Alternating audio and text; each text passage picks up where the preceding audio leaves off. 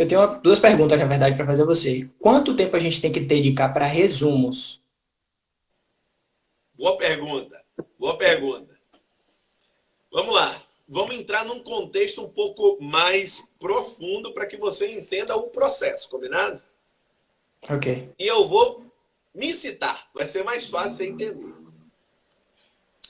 Desde do ensino fundamental 2, assim como no ensino médio, de forma disparada, minhas melhores disciplinas sempre foram disciplinas exatas. Disparado, disparado, disparado. Então, aliás, a matéria que brilha aos meus olhos, ou sempre brilhou, foi matemática. Por isso que eu falo muito em lógica, por isso que eu falo muito em pensamento cartesiano. Eu uso termos muito ligados a disciplinas exatas. Comandos, veja que meu quadro é cheio de seta. É como se Verdade. fosse. Por que isso? Porque o meu raciocínio não é de humanas. O meu raciocínio é de exatas. Eu vou lhe citar dois exemplos para que você exatamente se encaixe. Você vai se ver exatamente nesses dois exemplos. Minha formação é de direito. Eu sou formado pela Federal. E para conseguir ingressar nessa Federal, meu amigo, em direito, sempre foi um cenário que você precisa estudar muito. Sobretudo porque não tinha curso de urna e noturno, era só de urna, a segunda fase era aberta, a UFBA era aquela 01, 02, 04, ou Eu seja, lembro. casou a virada no capeta. Então a concorrência qualitativa do direito sempre foi muito alta. Quantitativa também, mas principalmente qualitativa. E aí, sobretudo, pesava muito a parte de português. Só que na Universidade Federal era exatamente assim. A primeira questão, eu sabia aquela prova toda na minha mente, eu sei até hoje. A primeira questão era de interpretação de texto, a segunda e a terceira de gramática do texto, da quarta à décima era questão de literatura. E eu lembro que eu tinha uma dificuldade daquela literatura, meu Deus do céu, porque é um pensamento cartesiano. Aí você pensa assim, pô, aí vinha os poemas de Carlos Drummond de Andrade. Aí meu pai do céu, quero saber, meu amigo, de trigonometria, ciclo trigonométrico, circuito elétrico, porque aquilo é objetivo para mim. Aí vinha um cenário, por exemplo, que na linha da literatura, a interpretação do poema. Eu me lembro, não esqueço disso, uma questão que eu perdi no segundo ano, Mauro, que a professora disse assim, não, ele quis dizer isso. Aí eu dizia, como que ele quis dizer isso? Como é que você sabe? Como é que você consegue me dizer de forma plausível que ele pensou isso? Entende? Qual é a lógica? Onde é que está essa Entendo. lógica descrita? Então, isso acontece muito com quem tem pensamento cartesiano. Sempre se pauta exatamente em um cenário que quando você tem o x multiplicado pelo y, vai dar o x vezes y. Então, o pensamento é muito lógico e pragmático. Então, o que aconteceu? Existia um livro, tudo isso eu estou contextualizando, porque existe um livro chamado de Viva o Povo Brasileiro. Esse livro tem 700 páginas. Aliás, não, 692, acho que é isso. Para ser mais específico. Grande professor, grande colega, professor Major André Ricardo. Olha só, então, veja só. 692 páginas. Cara, eu me lembro exatamente como hoje. Eu lia de 20 em 20. Era de 20 em 20. Todo dia eu lia 20 páginas. Todo dia. 20 páginas para conseguir vencer isso. Porque eu tinha uma dificuldade muito grande de desenvolver esse processo. Só que aí eu entrei na faculdade de Direito. E quando... Abraço, professor. E quando eu ingressei na faculdade de Direito, cara, as provas eram assim, semana de prova. Era Direito Civil, Direito Penal, Direito Constitucional, Direito Administrativo. Para cada uma dessas disciplinas, caía de 200 a 300 páginas do livro. Olhe a linha de contexto que se tinha. Então, o que passou a ser necessário eu aprender? Eu tive que passar a aprender a tornar o direito cartesiano para mim. Foi daí que eu desenvolvi uma teoria que está no método, inclusive, que eu vou explicar a ideia lá na próxima quinta-feira. Mais uma palhinha aqui, você que está aqui, está me pedindo esse cenário, da ideia de esquematização de conteúdos. Não é à toa o que eu faço no quadro. Aquela esquematização, ela veio de uma adversidade que eu tinha, porque eu tinha uma quantidade enorme de conteúdos a vencer, mas, de repente, apenas aquilo escrito não era suficiente para aquela informação sair do livro e ingressar onde? Na minha mente. Então, eu precisava trazer um desenho diferente para aquele conteúdo. É daí que surgem os famosos mapas mentais do professor Alan Vinícius. É daí que surge a esquematização de conteúdo. É daí que surgem os resumos que você acabou de perguntar. Os resumos, eles vêm daí. Resumir não é copiar menor. É um grande erro. Cópia de aula não é resumo. Cópia de aula não é resumo. Cópia de aula é cópia de aula. Cópia de aula, você fala assim, olha, Alan, nós estamos com 40 minutos de aula, de mentoria. Então, Alan, no minuto 40, disse que precisava esquematizar conteúdos. No minuto 40 ainda, ele disse que Mauro falou sobre resumos. Copiar a aula é fazer ata. Copiar a aula, olá Camille, excelente noite. Copiar a aula não tem capacidade cognitiva nenhuma, zero. Copiar a aula é estudo passivo. Lembra daquela colega da faculdade, aquele colega ou aquela colega, que todo mundo queria o caderno? Em direito era assim. Sim. Mas o caderno que a galera buscava era o caderno de quem copiou até o espirro do professor. Só que copiar espirro não significa que você aprendeu. Significa que você é uma máquina de Xerox. E máquina de Xerox não passa em prova. Sabe por quê? Porque se não bastar você ter o gravador. Basta você gravar a aula.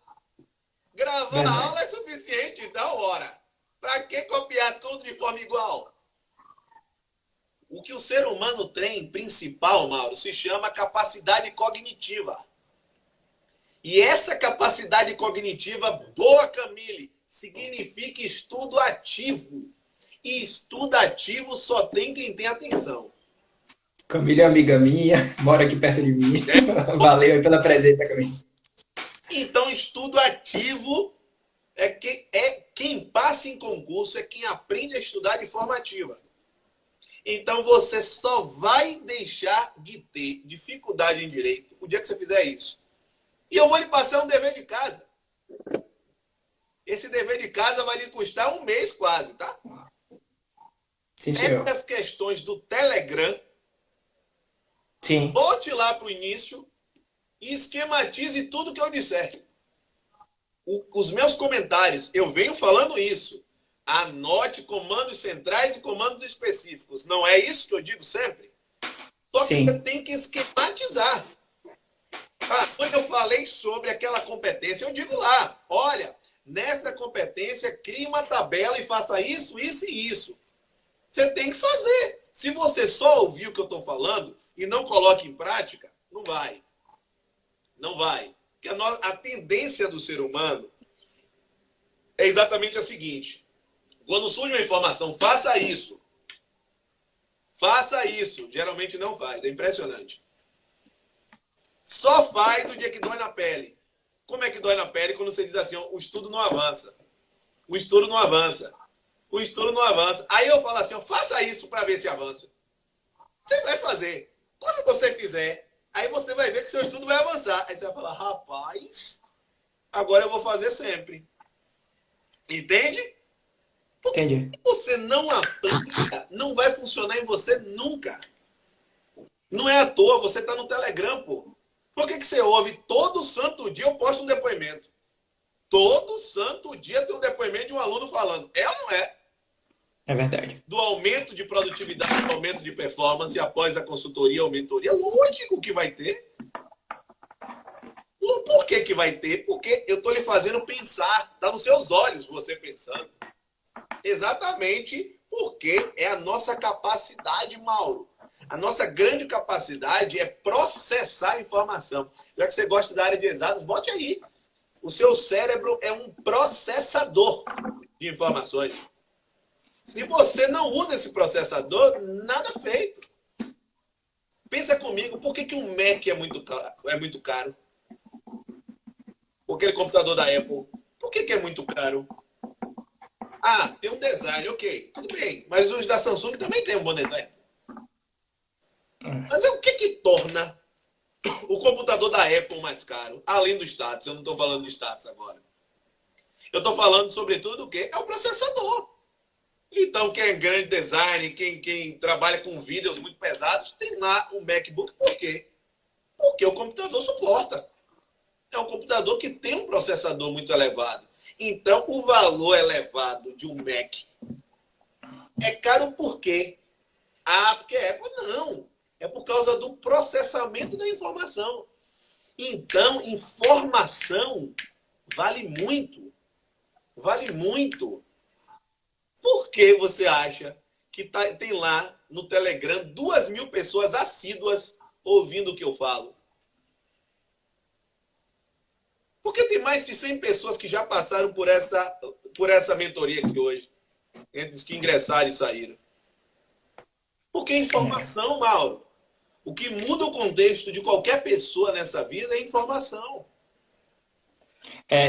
Deixa eu só lhe perguntar, acho que você esqueceu, e o tempo que a gente tem que separar para resumo? Porque aí, ok, eu vou mudar, entendi. Estudar é quando você faz o resumo. Não, veja só, você está assistindo a videoaula, ok? Ok. Ou você está ouvindo o podcast. Você não vai copiar exato. Tem professores que só falam, ok? Uhum. Tem outros professores que escrevem. Certo. Só que um escreve em texto corrido, outro esquematiza. Não tome minha aula como base, porque lembre que a minha aula já é esquematizada. Então a minha aula já é um resumo. Sim. Por quê? Eu lhe expliquei o porquê agora. Por causa do meu tipo de raciocínio. Se eu não fizer aquilo, eu dificulto a sua vida e a minha. Na hora que eu estou falando a questão para vocês, a explicação, eu vou esquematizando tudo na minha mente. Eu vou criando as setas daquilo que eu estou falando. É como se fossem axiônios. São conexões neurais que eu estou fazendo ali. Se não, já era. Porque o meu tipo de raciocínio é esse. Entende? Se eu não... Então, eu estou falando aqui para você, eu estou enxergando meu quadro.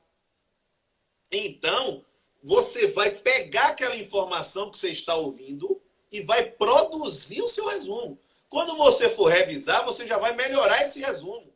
Quando você revisar de novo, você já olha, eu fiz uma questão, mas no meu resumo não tinha essa informação. Deixa eu acrescentar. Então, esse resumo ele vai se tornando cada vez melhor. Por isso, a ideia de resumos progressivos. Porque são informações cada vez mais ligadas ao contexto de prova. Ok. Quanto mais você tem domínio teórico, faz questão e revisa, mais você entende o que falta no resumo.